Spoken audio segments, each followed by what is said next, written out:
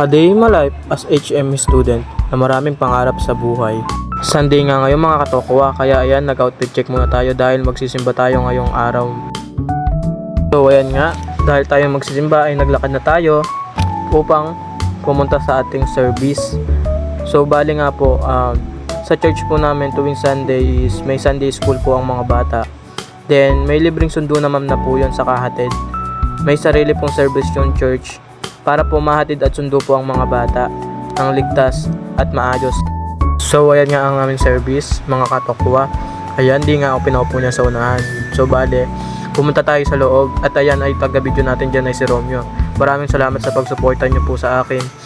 Super appreciated ko po ang mga sumusuporta sa akin, lalo na sa mga taong laging pinapalakas po yung loob ko upang ipagpatuloy po ang pagbablog na to mga katokwa. Maraming salamat po sa inyo. So sa mga oras nga po na yan ay nanunundo na tayo ng mga bata.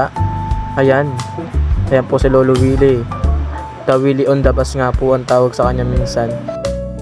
Diyan ay tuloy-tuloy na po ang ating panunundo papunta sa mga bahay po ng mga bata upang sila po ay maka-attend ng Sunday school po. Share ko lang po, nung bata pa po ako, isa po ako sa masasabi kong bunga po ng Sunday school po sa Orani Yemelip Church. Then now, I realize na ang saya pa na pagka naaalala mo yung mga bagay na pinagmulan mo. Tulad niyan, ako ngayon ay isang teacher assistant na nga. Then nakikita ko mo yung mga bata na masaya sila nung nagpupunta sa church. Then nag-i-enjoy.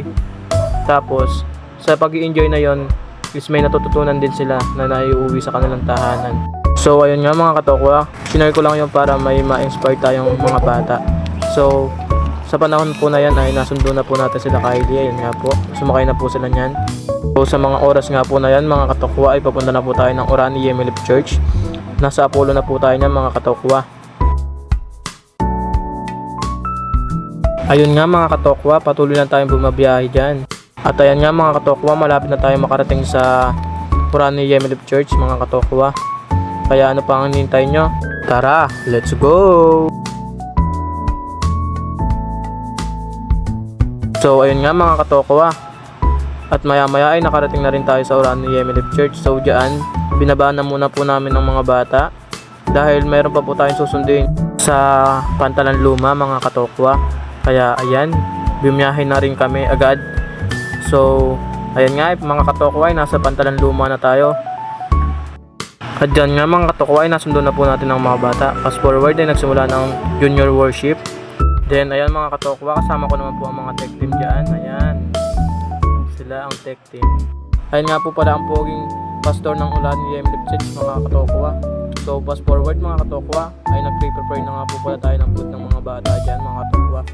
So sa hindi po nakakaalam, kapag meron pong Sunday school ang mga bata ay meron po silang food na makakain po at sigurado po hindi magugutom ang bata. By the way guys, mga kasama ko po pala na yan, si Sean, si Miko, si Denden, and si Ivy mga guys.